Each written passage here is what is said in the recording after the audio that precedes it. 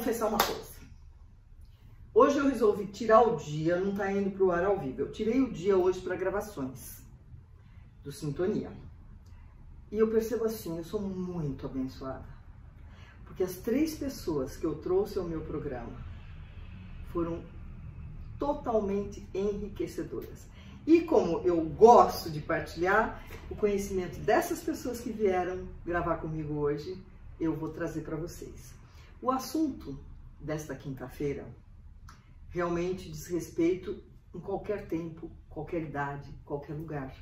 Porque é uma coisa que você não estanca da vida, não tem como tirar. Trata-se de relacionamentos. Hoje nós vamos falar do segredo das relações saudáveis. Todo mundo pode estar pensando assim, ixi, aqueles assuntos de novo, de autoconhecimento, autoestima. Não, algo muito diferente, porque eu conversei um pouquinho com o meu entrevistado e já fiquei encantada. Sabe o que é isso? Eu vou chamar aqui para vocês o Ricardo Prado. Entra aqui em cena, eu faço esse suspense, tá?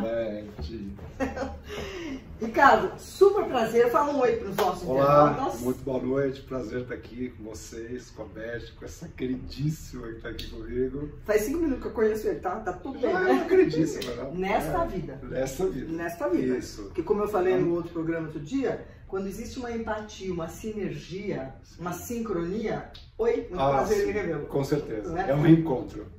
Comece a prestar atenção nos seus encontros, tá? Porque se houver antipatia, também é do não tem como sair dessa.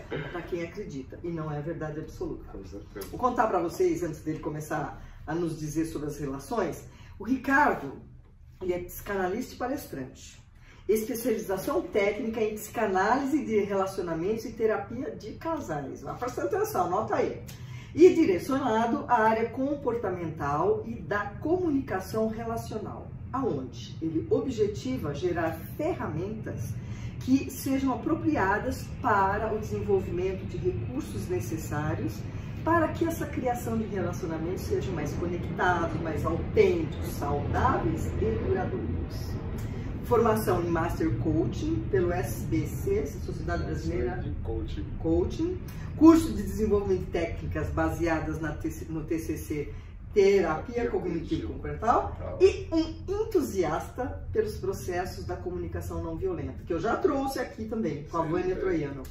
Além dessa parte, eu gostei mais de tudo, de ser líder espiritual universalista. Nós vamos saber o que é isso. Não estava no contexto, mas eu falei para ele, vou incluir.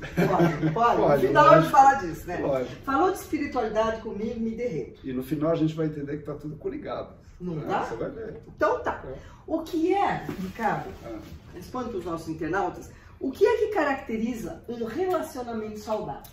Um relacionamento saudável, ele é muito caracterizado pela percepção da construção. Ou seja, todo relacionamento precisa construir. Né? Esse é o grande fundamento das nossas relações humanas, é a construção.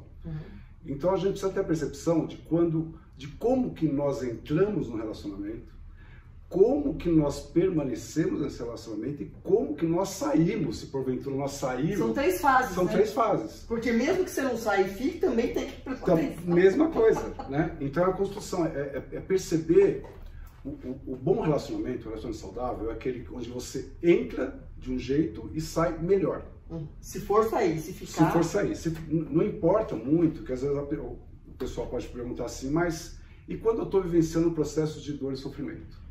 Esse processo de dor e sofrimento também é um processo construtivo. Então, a pessoa precisa perceber como é que ela vai sair daquilo. Entendi. Porque existem 2 caminhos. Ou você se mantém naquilo, ou você sai daquilo melhor do que você entrou. Com aprendizado. Com aprendizado. Né? Então, a relação saudável é isso. Eu acredito até que as relações tóxico-abusivas podem também ser saudáveis. É engraçado falar, né? Desse aí entra aquilo que eu acabei de te contar. Sim. Que eu, por exemplo, eu tive uma relação tóxica, abusiva, no entanto eu considero um mestre quem eu passei isso. Você saiu melhor. Muito melhor. É meu encontro do que você está falando. Que esse é o grande fundamento das nossas relações. Né? Enquanto eu tenho uma frase que eu digo que ou o casal é mais de 2 ou o casal é menos de 2. Quando é mais de 2, os 2 crescem.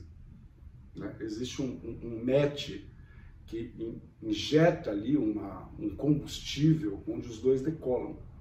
E tem a relação menos de dois, onde um cresce e o outro não, que aí entra na relação que não é saudável. Aí desequilibra ou os dois caem, né? Porque tem relacionamento onde você coloca duas pessoas em um patamar super evoluído e a hora que elas começam a se relacionar, elas caem juntas. Isso aí eu não tinha aventado. Caem juntas. Então, relacionamento saudável é observar o quanto que o teu relacionamento está construindo, está transformando você em uma pessoa melhor em todos os níveis, seja ele mental, emocional, espiritual, material, profissional, familiar, todos os níveis abrangem essa ideia. E, por exemplo, se um desses itens não estiver bem, não vai ser em detrimento dos demais, tem que procurar fazer esse melhorar. Exatamente, né? Exatamente. Alguma coisa tem que melhorar. Entendi. Né? Porque se você está num relacionamento que estagna e não está te levando para se tornar uma pessoa melhor, seja em qualquer nível. E o que impede, não está aqui, tá? O que impede uma pessoa que está percebendo que o relacionamento está abusivo, tem dor e sofrimento, e ela não consegue engatar uma e sair? É o medo? Aí, o medo correlacionado a traumas e padrões inconscientes. Nesses padrões conscientes pode existir a carência, pode existir o medo da solidão, pode existir uma síndrome de rejeição, de abandono. Né? Existe na relação, existe uma relação dentro da relação que se chama comportamento versus necessidade. Versus necessidade. Como é que funciona essa historinha? Né? Eu tenho uma necessidade que é o que permeia todo o meu comportamento na vida, em tudo. Depois dessa necessidade tem o sentimento. E o sentimento que se torna uma emoção, que a emoção é a expressão do sentimento, né? É emoção, eu estou movendo aquele sentimento para fora. Emoção é de mover. Isso, exatamente. Ação, né? Em ação. Exatamente. Né? Emoção para fora, sentimento para dentro. Então, quando você está olhando o comportamento da pessoa, a emoção, você tem que entender qual que é, não exatamente o sentimento, mas qual que é a necessidade que está por detrás daquilo. Porque enquanto eu estiver numa relação, isso é bom pontuar aqui para todo mundo saber. Enquanto eu tiver pelo menos uma necessidade importante sendo suprida dentro da relação, eu dificilmente consigo sair dela. E aí quando sana isso, eu deixo de ter aquela necessidade, eu me encorajo para separar. Exatamente, porque perde o sentido. Eu não tenho mais o que supra. Nossa, isso me veste direitinho. Então, né? Eu tenho certeza que muita gente está se pensando com isso. Porque mesmo, vamos pegar um exemplo de uma pessoa que sofre um abuso ou uma violência doméstica. Então você percebe que a pessoa ela sofre violência e continua com a pessoa, ela permanece. É verdade. Então ela pode estar sofrendo uma violência, que é um mal, está fazendo muito mal para ela, mas em contrapartida, ela pode estar recebendo, está sendo suprida uma necessidade muito grande, muito importante para ela de atenção, por exemplo. A pessoa pode bater nela, mas ao mesmo tempo ela dá atenção em outro momento. Ou uma necessidade financeira, né? Tudo isso a gente precisa colocar.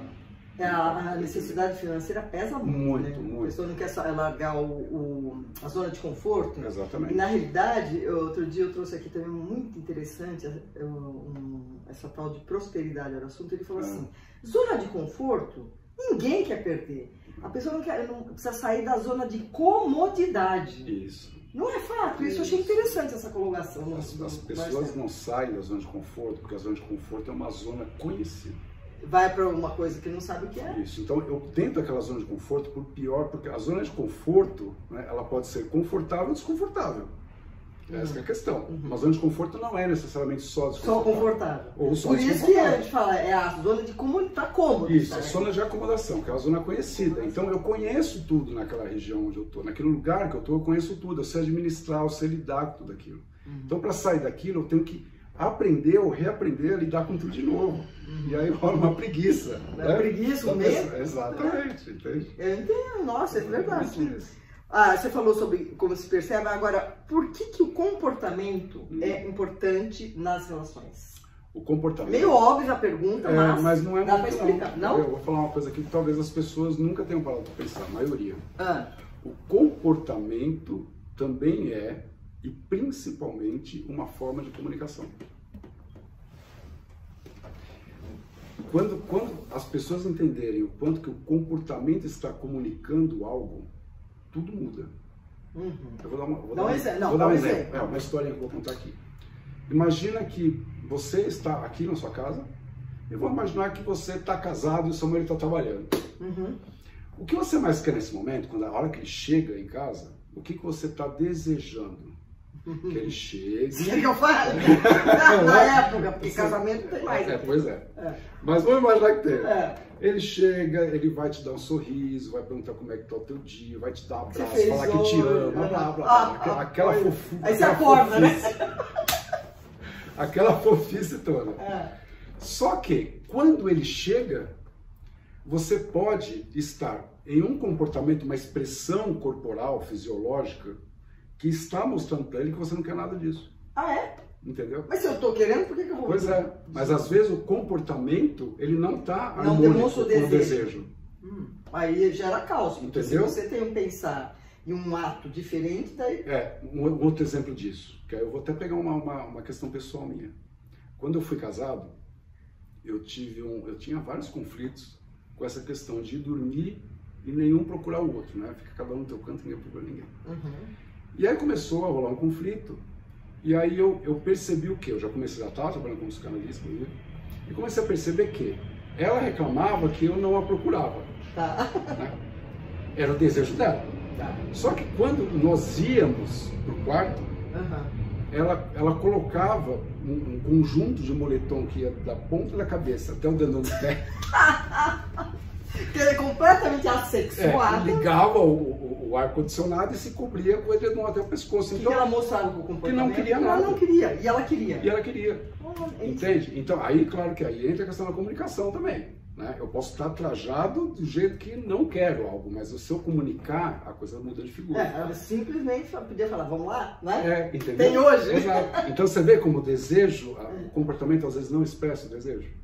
Ah, que interessante. Entendeu? Sobre isso. A gente está desejando uma coisa, mas está comunicando mostrando outra. Exatamente. Então isso é com relação ao comportamento. Por isso que o comportamento é tão importante dentro das relações. Agora vem a seguinte pergunta, e a comunicação? Qual que é a importância da comunicação? Vem ao encontro do que você acabou de falar. Totalmente. Porque se ela pode estar vestida de moletom, coisa que não deveria, né, gente? Totalmente. A gente tem que se deitar com o parceiro. Olha, gente, que bonita, sapato pouquinho, salto, né? Ixi, deixa comigo. Então, ali já entrou a falta de comunicação. Sim, porque ela não comunicou se ela tinha vontade ou não. E nem você. Nem eu, percebe? Então aí que está o grande problema da maioria dos relacionamentos humanos. Dentro da comunicação existe uma chave, que se chama vulnerabilidade. Não existe conexão sem vulnerabilidade. Não existe comunicação e diálogo saudável sem a vulnerabilidade. Então fale dessa vulnerabilidade que agora eu boiei. Vulnerabilidade é você ter a coragem, isso aqui é bacana entender, eu tenho a coragem de expressar os meus sentimentos de uma forma autêntica, apesar dos riscos. Quais são os riscos? Eu posso expressar para você um diálogo e você me devolver algo que eu não quero ouvir. É por isso que existe um freio enorme na comunicação. A pessoa se trava para não ouvir o que não quer ouvir. Exatamente. E é uma ação muito pouco inteligente, porque quando você coloca essa tua expressão do sentimento para fora, o que a pessoa vai te devolver, se ela tiver também na autenticidade, na vulnerabilidade, ela vai te devolver a verdade. E você quer a coisa mais gostosa que a gente se deparar com a verdade na relação? Aí entra a autenticidade, né? A autenticidade. Então as pessoas se escondem no silêncio. Agora você está dando uma outra conotação para a vulnerabilidade. Vulnerabilidade, para mim, era a pessoa estar frágil. Não. E não é. A vulnerabilidade, ela estar desprovida do ego que nos permeia. Exato. E do medo. E permitir estar vulnerável para pedir ajuda, para partilhar uma necessidade, é isso? Exatamente. A vulnerabilidade... Tá aprendendo, hein, gente? Aproveita aí. A vulnerabilidade, ela é um ato de coragem. Não é de fraqueza. Não é de fraqueza. A fraqueza ela se mostra quando você tenta colocar paredes entre a sua vulnerabilidade e a tua realidade. Aí que é falta de coragem. Claro, porque você está protegendo. Então, se você está protegendo alguma coisa, é porque você está se sentindo fraco em relação àquilo, concorda? Interessante. Então, se eu quebro um muro e me expresso, exatamente Fico vulnerável ao que der e vier. Eu estou quebrando o muro e mostrando coragem, pô. Porque, assim, 50% de chance de dar certo, isso que eu estou dizendo, não. Esteja preparado. Quando você fala, quando você comunica, tudo que acontece após isso é uma grande surpresa. Aqui na nossa mente, a gente tem um controle de tudo, né? Aqui eu estou calculando o que eu vou falar, eu estou calculando o que a pessoa pode responder, eu estou calculando o que eu vou fazer a réplica depois, a tréplica depois. Então, eu estou num ambiente controlado. Tá. Quando eu expresso isso verbalmente, eu perdi totalmente o controle. O que vem depois. Você não sabe o que vai vir. Que interessante. É uma grata surpresa. Eu chamo de uma grata surpresa. Né? E uma grata, porque grata, você está se conectando com o sentimento do outro. Com chances de... Não tem coisa mais fantástica do que isso. Né? Então a vulnerabilidade é isso. É você ter a coragem de se expressar plenamente e autenticamente, apesar de. Né? Eu sempre coloco apesar de.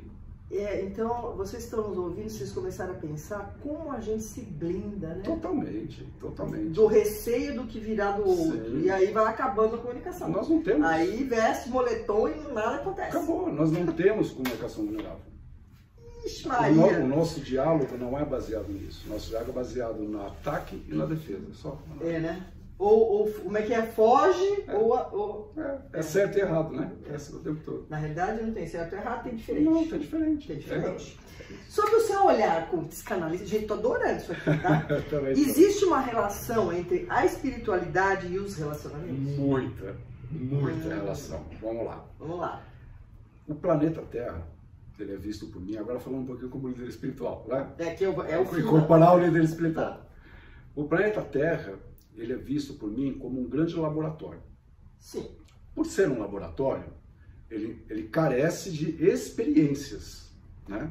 Então, quando um espírito chega ao planeta, né, e adentra esse corpo físico, para quem acredita, né, em reencarnação, adentra o corpo físico, ele necessita passar por diversas experiências na Terra para ele adquirir o aprimoramento. Eu falo aprimoramento espiritual, que entra tudo, né? Que chama de evolução, de crescimento, maturidade, tudo isso.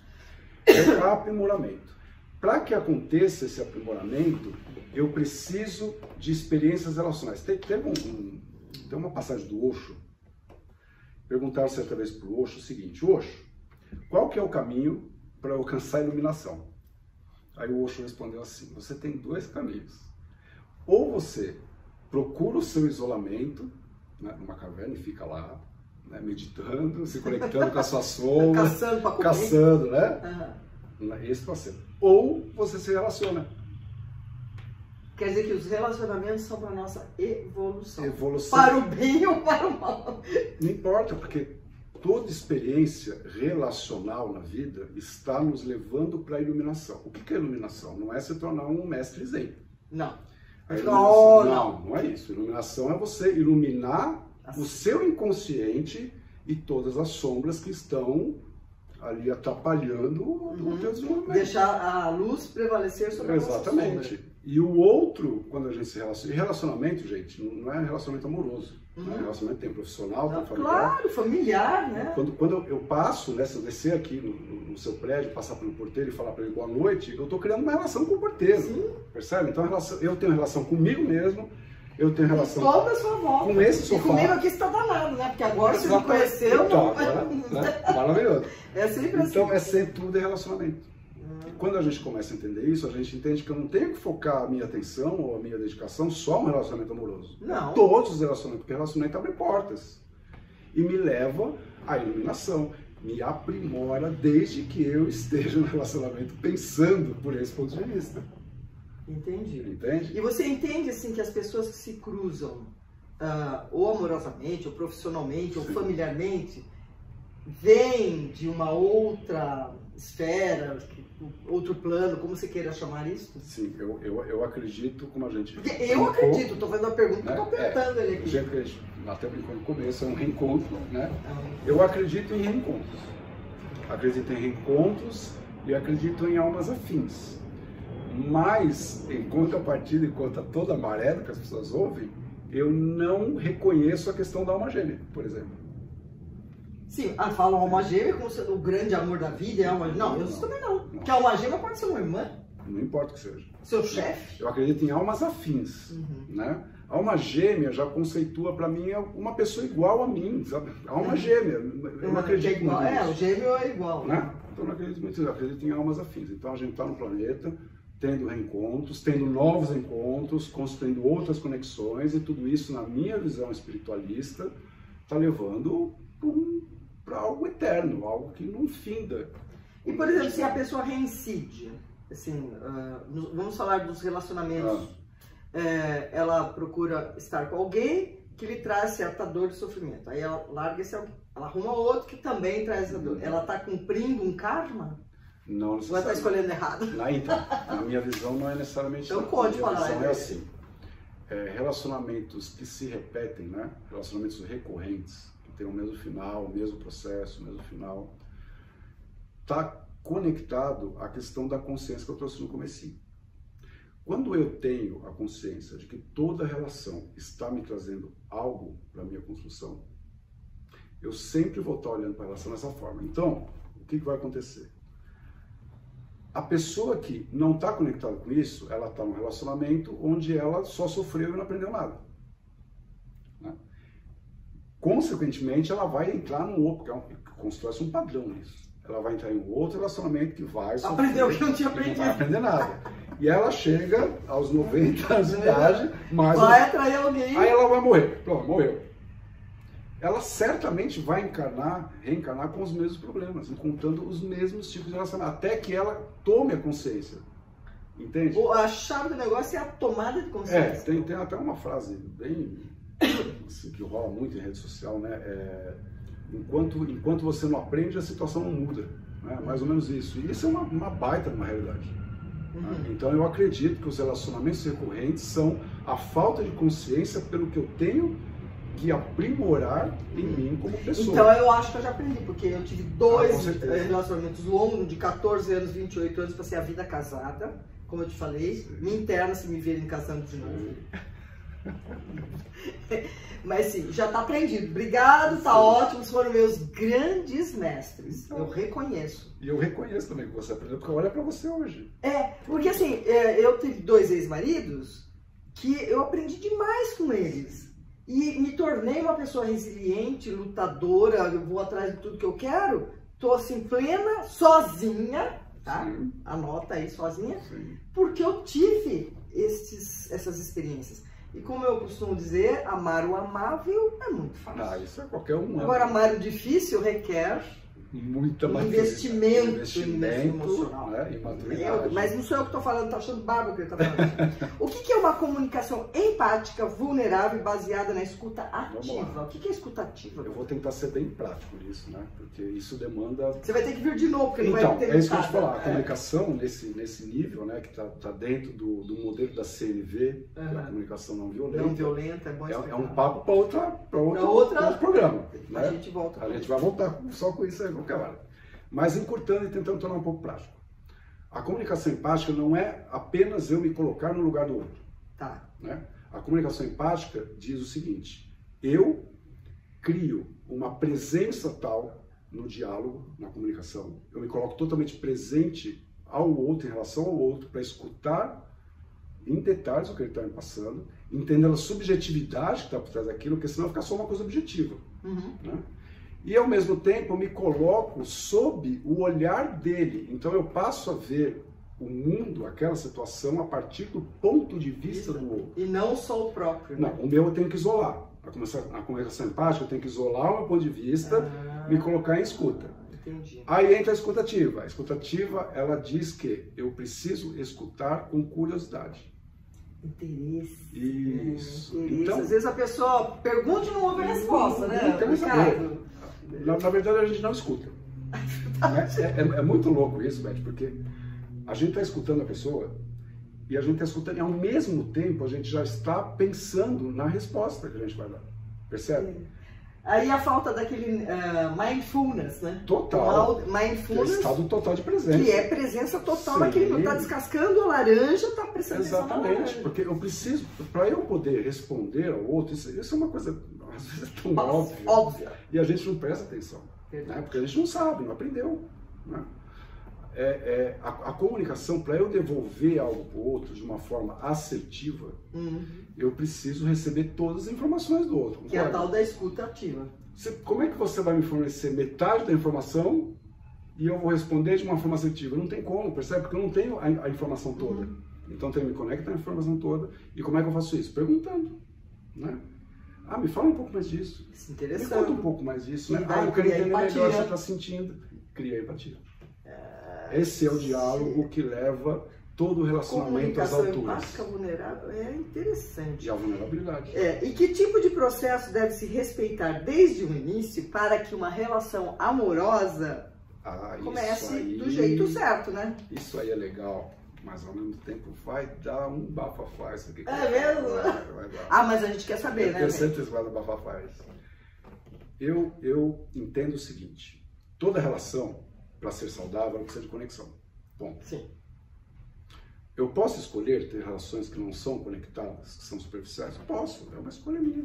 Né? Eu me relaciono com um aqui, com uma outra pessoa ali, depois eu tenho com outra pessoa, eu não crio nada de profundo. Não cria vínculo. E tá tudo bem, não tem nada de errado nisso. Né? Eu não gosto quando as pessoas julgam esse tipo de comportamento, é uma escolha. E toda escolha você tem que sofrer a consequência, você tem que ser responsável. Porque escolher tem consequência, não escolher tem consequência. Tem consequência, de qualquer jeito você vai ter uma consequência. É verdade.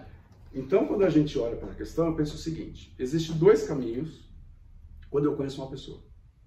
O caminho sexual e o caminho subjetivo. Então, quando eu desejo um relacionamento sério, profundo, conectado, vulnerável, gentil, empático, né? Enfim, toda essa coisa saudável. Toda essa coisa boa que você falou. Toda coisa boa. Eu tenho que me ater a conhecer a pessoa. Ou seja, até tem, eu não sei se você conhece o professor Hélio Couto.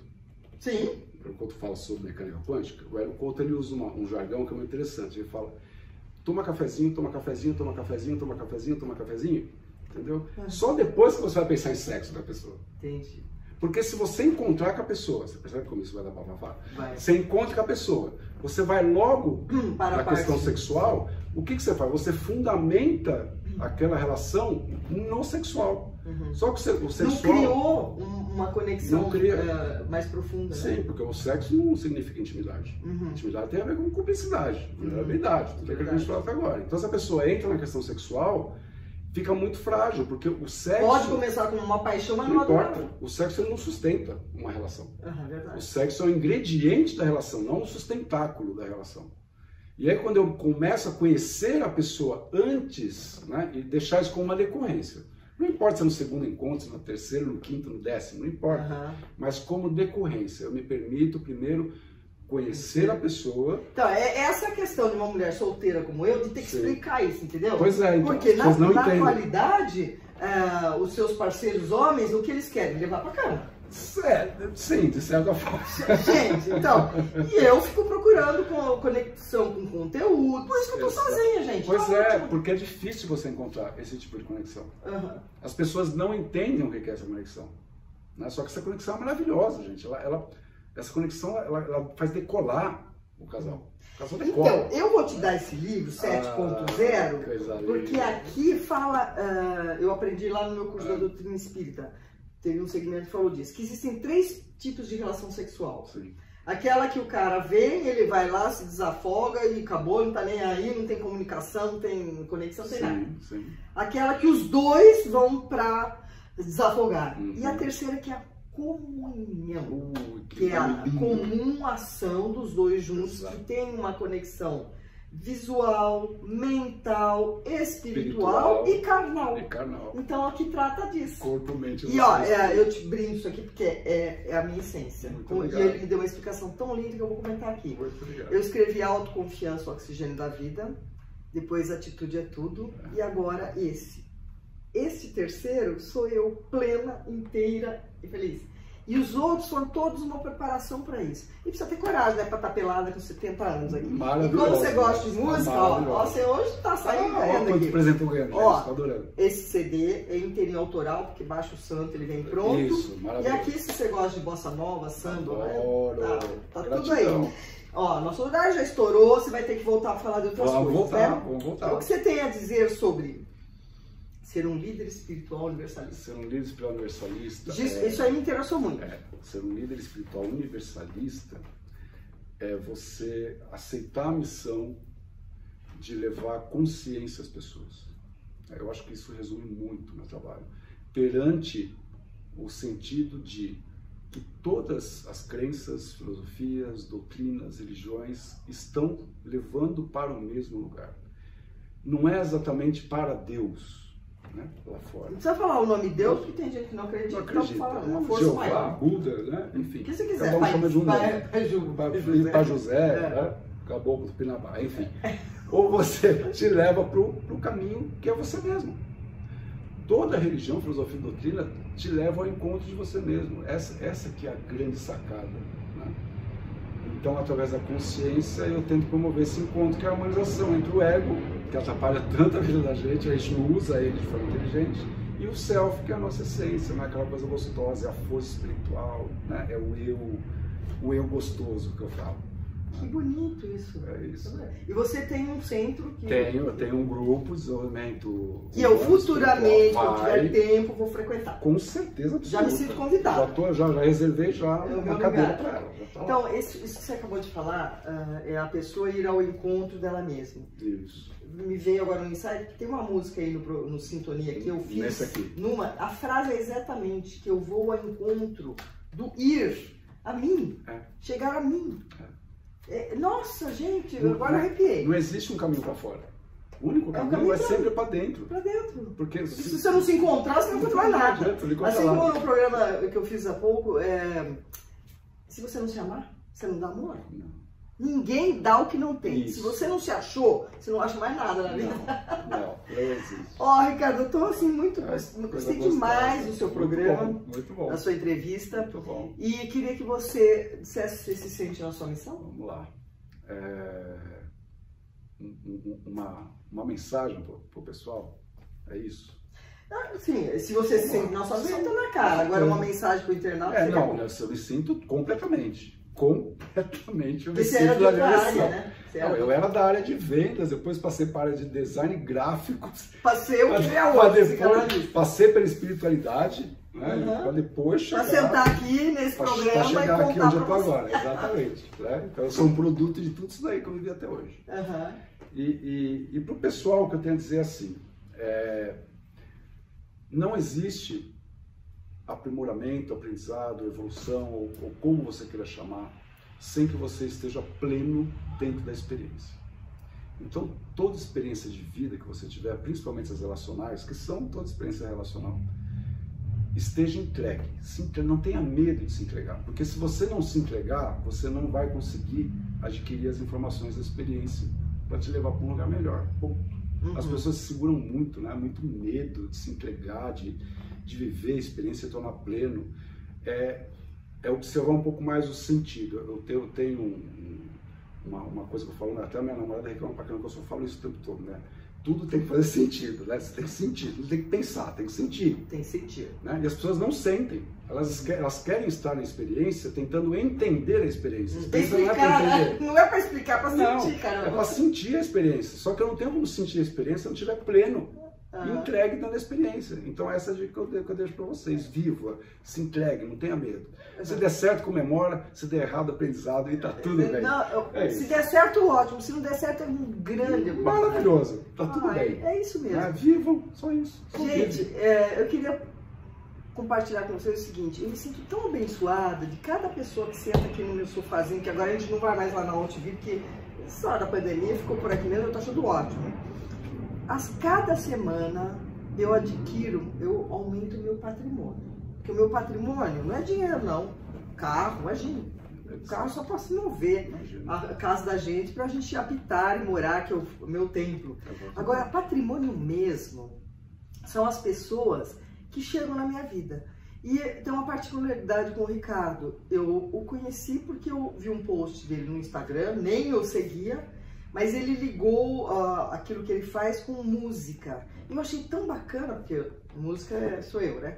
Então eu fiz uma abordagem com muito respeito, se ele aceitava Foi uma sinergia total, não foi? Total, foi Total. assim, imediato. Imediata. Ele topou, nós nos entendemos e ele já está aqui deixando um recado. Viramos amigos em 3 minutos. 3 minutos. Best friends. Com certeza. Forever. Então, e é assim, né? Isso é conexão, meu. Sempre. Mesmo que eu não te veja nunca mais. Está criada. A conexão está criada. Então, eu queria dizer para vocês, preste atenção a todos que cruzam a sua vida. Porque tem um significado. Nem que seja aquela pessoa no elevador que você nunca mais vai ver. Não é? Com certeza. E agradecer a sua audiência. Nós estamos quase chegando a 200 mil visualizações do Sintonia. Maravilhoso. Então, eu já falei, tem uma pauta que você gostaria de ouvir? Me chama, que se eu não tiver, eu vou buscar. Sim, né? Porque eu estou na minha missão, que é compartilhar boas notícias. 300 programas sem má notícia. Onde vocês acham isso, gente? Em lugar nenhum. Muito obrigada e obrigado para vocês também. Obrigado mesmo. Prazerzão. Tchau. Até a semana que vem. Beijo. Tchau.